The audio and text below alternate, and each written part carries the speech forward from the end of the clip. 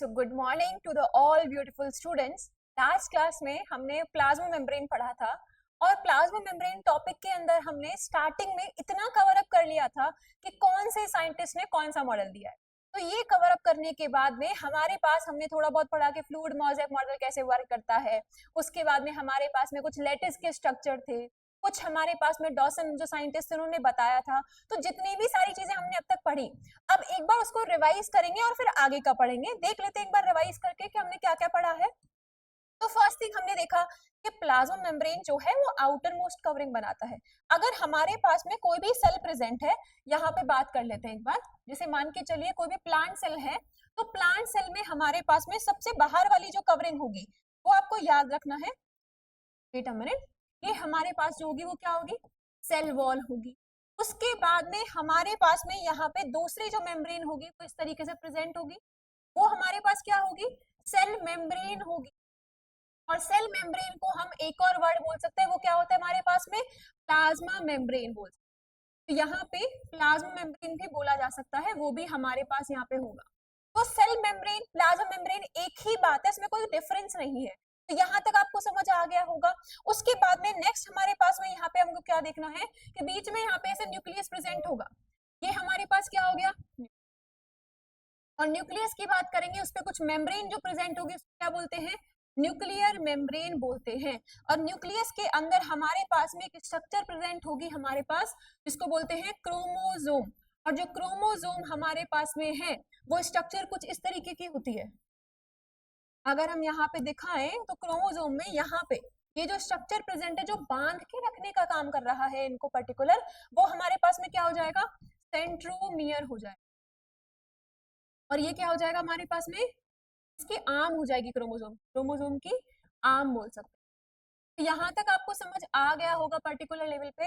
अब इसमें हमारे पास हमने इतना तो पढ़ लिया, अब आगे क्या है, यहाँ पे कुछ फ्लूइड जैसा सब्सटेंस हमारे पास प्रेजेंट है, और जो फ्लूइड सब्सटेंस है उसको क्या बोलते हैं, साइटोप्लाज्म बोलते हैं। और जो फ्लूइड सब्सटेंस हमारे पास न्यूक्लियस के अंदर है उसको क्या बोलते हैं, न्यूक्लियोप्लाज्म बोलेंगे। यहाँ तक आपको आइडिया लग गया होगा कि हमें क्या क्या पढ़ना है, पूरे सेल के डिटेल में बात करनी है। अब यहाँ तक तो हमने कवर अप कर लिया। अब इसमें इंपॉर्टेंट चीज क्या याद रखनी है हमें, यहाँ पे सबसे इंपॉर्टेंट बात यहाँ पे आ जाएगी कि हमारे पास में यहाँ पे कौन सा प्लाज्मा प्रेजेंट है, लिक्विड वाले पार्ट को न्यूक्लियोप्लाज्म बोलते हैं। उसके बाद में हमारे पास आगे देखते हैं, एनवायरमेंट के सराउंडिंग में प्रेजेंट है। आउटर एनवायरमेंट से सेल के लिक्विड को पार्ट को अलग करने का काम हमारे पास, सेपरेट करने का काम कौन करता है, प्लाज्मा मेम्ब्रेन। यहाँ तक आप समझ गए होंगे।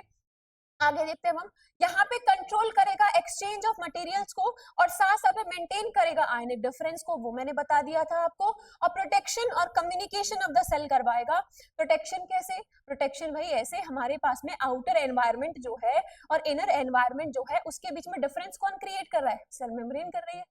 तक आपको समझ आ गया होगा। आगे देखते हैं।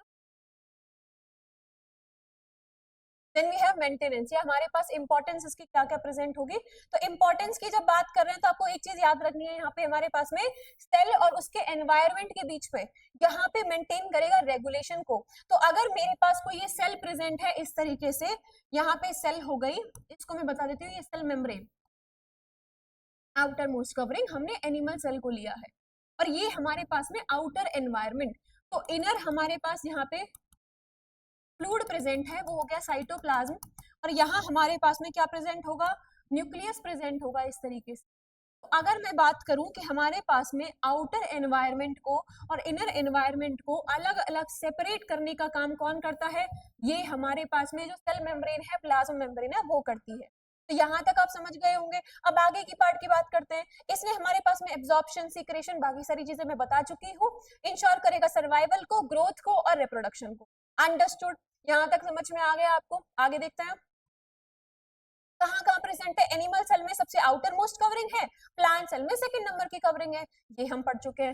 लेट्स सी, थिकनेस कितनी होती है, 75 एंगस्ट्रॉन में थिकनेस बता चुकी है, उसको यूनिट मेम्ब्रेन भी बोल सकते हैं साथ साथ में। और 2 डार्क प्रोटीन लेयर्स होती है हमारे पास में लिपिड के साथ में, तो वो प्रेजेंट रहेंगे। आगे देखते हैं, इसमें हमने अलग अलग मॉडल की बात की। हमारे पास लेमुलर मॉडल था जिसको डेनियल एंड डॉसन ने दिया, उसके बारे में हमारे पास में 1935 में इन्होंने बताया था। उसके बाद हमारे पास यूनिट मेम्ब्रेन का कंसेप्ट था, जिन्होंने बताया हमारे पास जो साइंटिस्ट थे वो कौन से थे, रॉबर्टसन थे। Then we have lattice model, latest model हमारे पास किसने दिया, वॉल्बर ने दिया, फिर मिसाइलर थ्योरी दी हिलर और हॉफमैन ने, देन फ्लूइड मोज़ेक मॉडल आया, सबसे वाइडली एक्सेप्टेड मॉडल, इसको क्या बोलते हैं, widely accepted model. Widely accepted बोलने के पीछे कुछ रीजन थे, वो मैं आपको आगे बस समझाऊंगी तो आपको पता चल जाएगा इसके रिगार्डिंग। आगे देखते हैं बेटा इसमें। उसके बाद हमने लैमिलर मॉडल पढ़ा। अब लैमिलर मॉडल जब पढ़ा तो एक बार रिवाइज कर देते हैं, इसमें क्या पढ़ा हमने कि यहाँ पे हमारे पास, वेट अ मिनट, यहाँ पे हमारे पास में by layer of lipid present है, लिपिड की दो लेयर है प्रोटीन के लेयर के बीच में। तो अगर मैं यहाँ पे ये बोलती हूँ हमारे पास इस तरीके से प्रोटीन प्रेजेंट है, प्रोटीन की लेयर हो जाएगी यहाँ पे वन लेयर, यहाँ पे सेकेंड लेयर, हमारे पास प्रोटीन की लेयरिंग हमने बना दी। उसके बाद हमारे पास लिपिड की लेयरिंग बनानी है, लिपिड की लेयर बनाने के लिए हम यहाँ पे क्या करेंगे, हमने ऐसे हमारे पास लिपिड्स प्रेजेंट,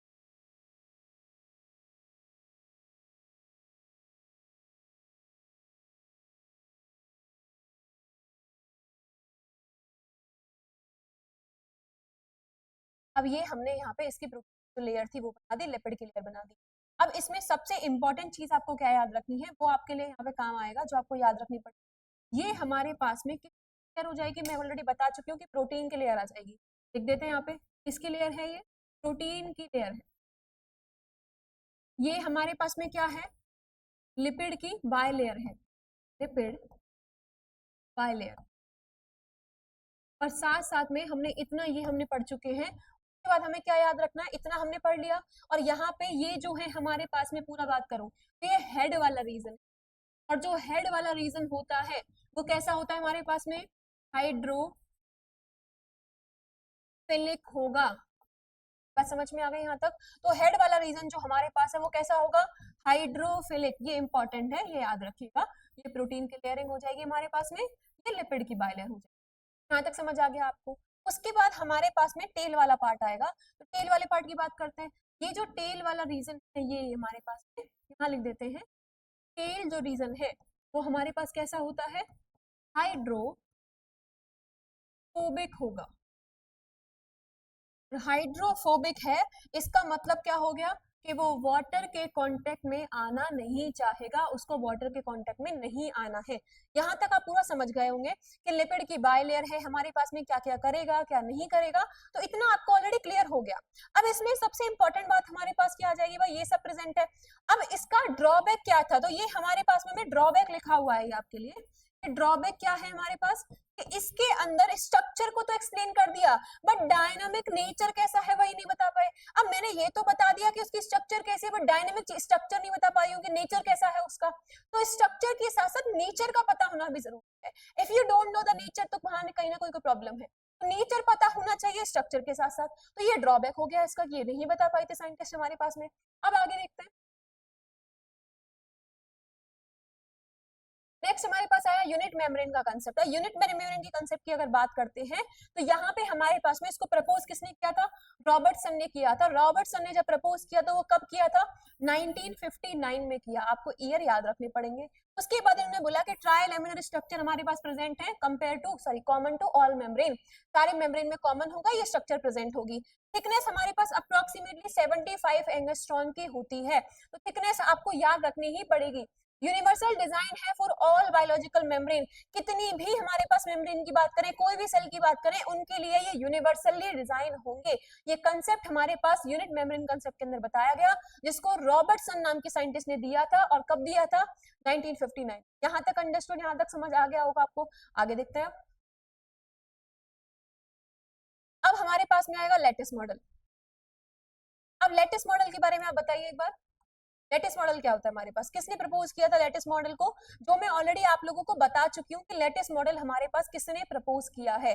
अगर लेटेस्ट मॉडल की बात करें, ये हमारे पास में वॉल्बर ने प्रपोज किया।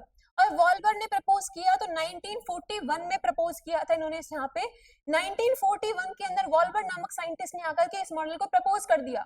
उसके बाद में हमारे पास प्रोटीन जो अरेंज है वो लेटिस में अरेंज होती है। लेटिस एक स्ट्रक्चर होती है बेटा, ये याद रखना है। यानी कि हमारे पास एक लेटिस नाम के स्ट्रक्चर में अरेंज है जिसको नेटवर्क अमॉन्ग लिपिड लेयर, यानी कि पर्टिकुलर बात ये है कि लिपिड के सराउंडिंग में एक नेटवर्क प्रेजेंट होगा, उस वजह से हमारे पास ये है। साथ साथ में एक्सप्लेन करेगा ये पॉसिबल प्रोटीन लिपिड ऑर्गेनाइजेशन, कि हमारे पास में लिपिड प्रोटीन का ऑर्गेनाइजेशन कैसा है उसको एक्सप्लेन करने का काम लेटिस मॉडल करता है। यहां तक आप समझ गए होंगे, सारी चीजें क्लियर हो गया होगा आपको। इतना समझ चुके हैं आप, तो अब आगे देखते हैं यहाँ पे होता क्या है। देख लीजिए इधर, कैसे हमारे पास बोल सकते हैं कि हमारे पास में ये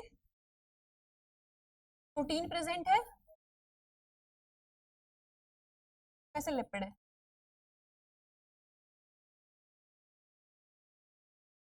ये वाला पार्ट क्या हो गया हमारे पास में, प्रोटीन हो गया, और ये वाला पार्ट क्या हो जाएगा, लिपिड हो जाएगा।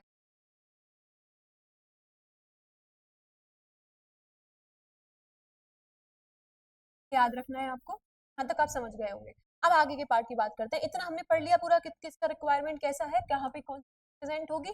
आगे देखते हैं मिसेलर थ्योरी। अब यहाँ पे मिसेलर थ्योरी में क्या है हमारे पास, ये हमारे पास प्रपोज की हिलर ने और हॉफमैन ने।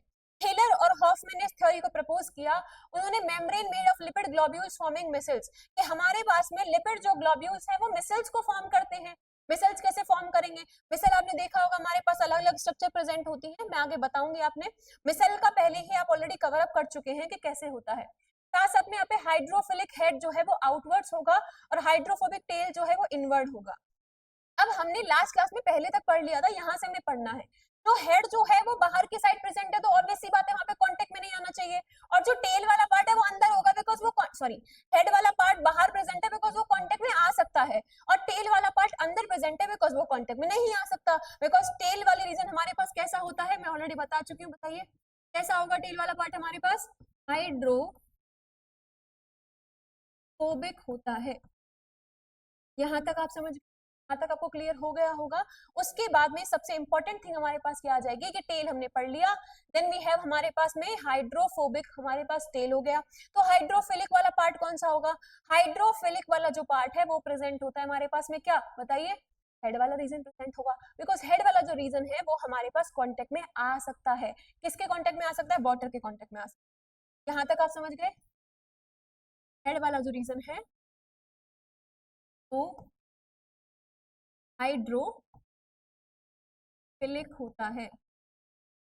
बात समझ में आ गई होगी आपको अब तक, बिकॉज हम कई बार बता चुके हैं। क्या मिनट, हाउ इट्स फाइन। अब यहाँ पे स्ट्रक्चर कैसे प्रेजेंट, ये आगे देखेंगे।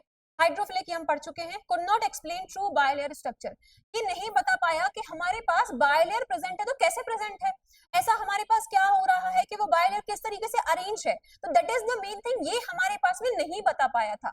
यहाँ तक आपको समझ आ गया होगा पूरा। अब आगे देखते हैं, अब इसमें स्ट्रक्चर हमारे पास कैसे होती है देख लेते हैं। Wait a minute students, just give me a moment.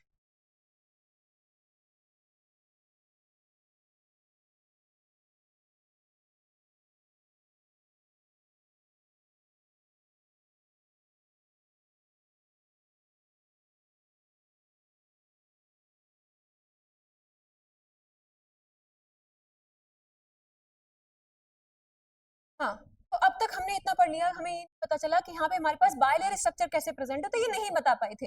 जो ये हमारे पास बोल सकते हैं क्या हो जाएगा, ड्रॉबैक हो जाएगा इसका। ठीक है, ये आप समझ गए। अब यहाँ पे स्ट्रक्चर कैसे प्रेजेंट है उसकी बात करते हैं। तो हमारे पास इस तरीके से कुछ लेयरिंग प्रेजेंट होगी ऊपर, नीचे भी इस तरीके से लेयरिंग प्रेजेंट है, और जो हमारे पास में लिपिड अरेंज होंगे वो कुछ इस तरीके से अरेंज होंगे अंदर की साइड, ऐसे करके लिपिड हमारे पास में, वेट अ मिनट,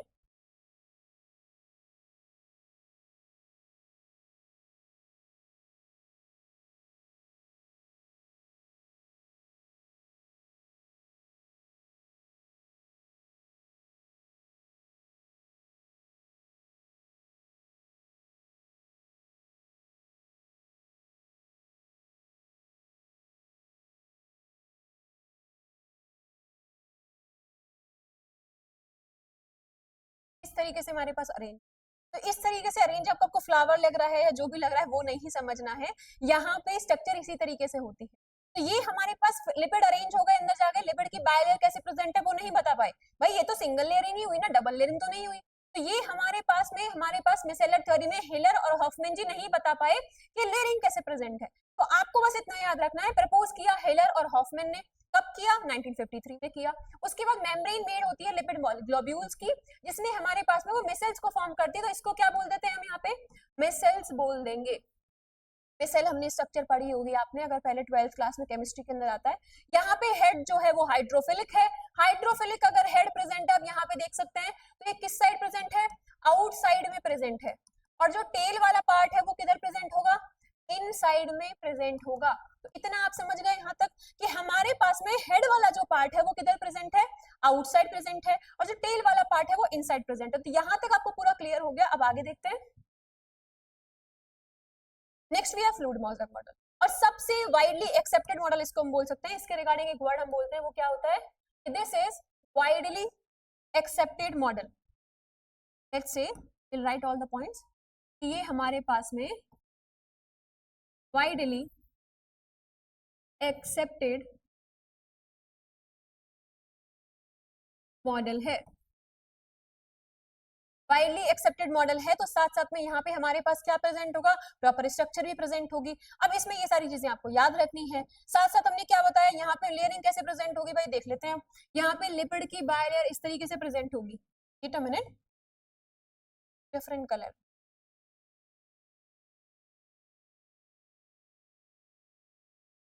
इस तरीके से।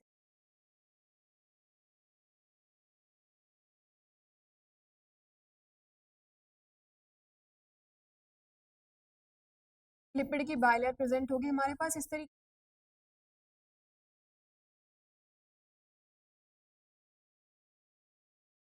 ये लिपिड की बायलेयर होगी। अब यहाँ पे लिपिड की बायलेयर हम पढ़ चुके हैं। अब आगे क्या प्रेजेंट होगा भाई? इसमें सबसे इंपॉर्टेंट थिंग हमारे पास क्या हो जाएगी? अब यहाँ हम देखते हैं हमारे पास में यहाँ पे कुछ प्रोटीन्स भी प्रेजेंट होते हैं।